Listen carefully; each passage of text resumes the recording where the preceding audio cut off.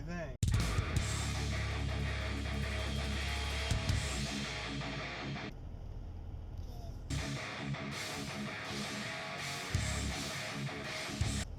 Good. All right, so it is Saturday, January 18, 2020, and Grant and I spent all day at home in the house. It's been a cold, blustery day.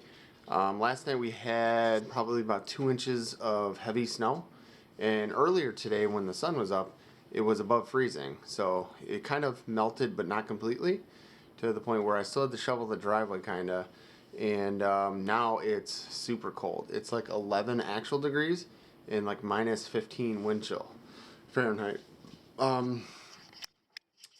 The dining room table is looking like a hot mess. This is a culmination of all of the projects that we're working on all winter long, and it's frustrating.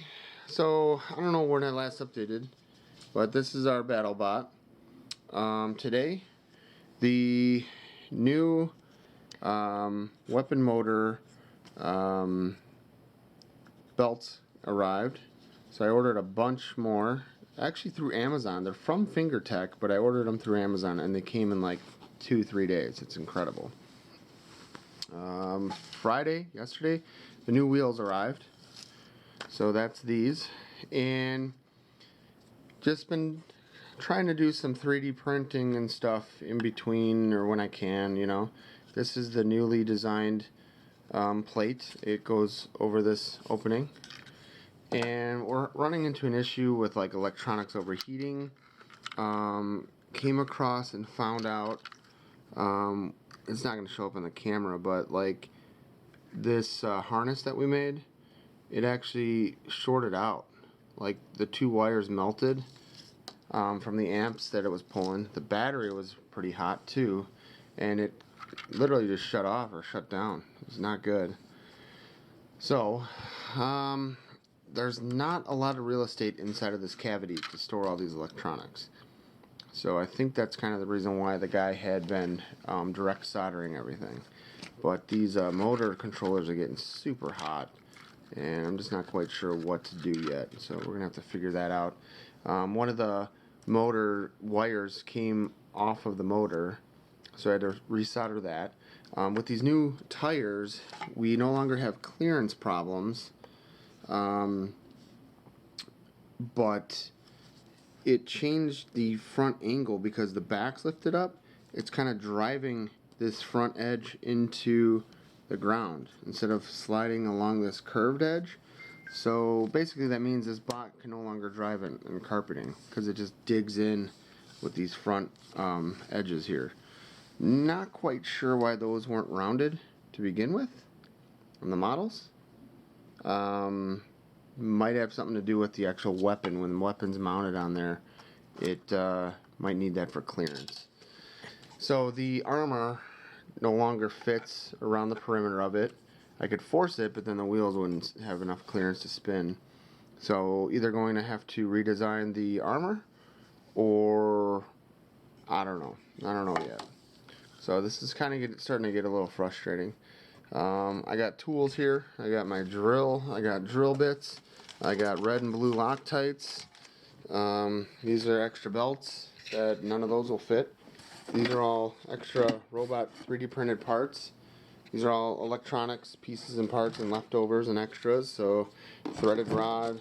These are the tire. You can see the tire difference. Look at the size. So unfortunately, I ordered 2 sets of the biggest ones, and I kind of needed something in between. So that sucks. And this is other projects that I'm 3D printing. So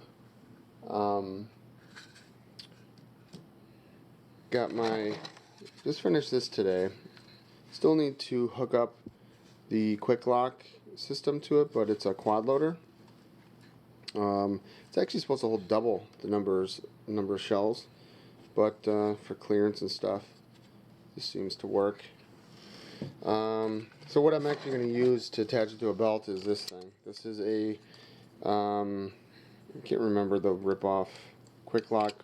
It's a quick lock rip-off, but it's it's going to have pins going through this hinge, so it'll actually spin or rotate from it. And then this, you just squeeze it to release it from this little locking tab, and then this would bolt to your belt or to your item. So this would go onto here like this, and then you can clip it onto your belt. This whole setup. This is another, they call it an 8-up. So this would go in here like this, and you bolt it all together, and then your shells go across each one of these slots, like 2 and 2. I'm printing multiple clips, so I got 2 complete sets and a half of another one. I really like this design. The only thing is I gotta get like some like rubber grommet stopper things that go in there, and I think they're putting magnets in on this side or something. So it's a little bit fancier, but still gonna be a lot cheaper to print it and make it myself than to buy one of these online. I do like this swivel mount. So this will actually bolt into this on the back, but because the holes are this shape, you can canter this belt buckle, so that way when it's on your hip, you can rotate it so the shells line up how you want it instead of having to be straight. This design is fixed or rigid, so it would have to be like straight on your belt instead of being able to like canter it if you wanted to or whatever. So what I was thinking was kind of ripping off this design, so taking this part and actually adding it to this part. So first off, I would smooth this over, remove those holes, and then cut this piece and paste it onto that piece essentially. Really like both designs. This one is a lot more adjustable but more expensive. This one is not adjustable. You would have to sand all these shell holders out to custom fit your shells. I didn't do that yet. These are just actually 12 gauge dummy rounds. So until I get live rounds or whatever and see how exactly they fit. And even these are really tight to rip out of there. But basically this is for quick reloads. So you just reach in, grab 2, pop them off, and then you can feed them right into your 12 gauge. This is my old RC box parts and stuff. This is all Christmas gifts that we received that never put away yet. And then this is the RC18T with my Tesla body. So it's not mounted on there, it's just kind of sitting on there. This is the original body. I'm having an issue with the gear mesh, and I kind of need to fix that. So it is super cold, so I'm not going to be doing any of that. But so right now kind of everything's just in pieces. So the robot's basically broken. The RC18 remote control truck is broken, and I'm just exhausted with it all. I've been playing with this for far too long. But I will say, we did get the motor running, the weapon motor. It's a monster. So it's a brushless motor. It's actually kind of mounted under here, and with that new belt, it still seems a little loose, but it works perfectly.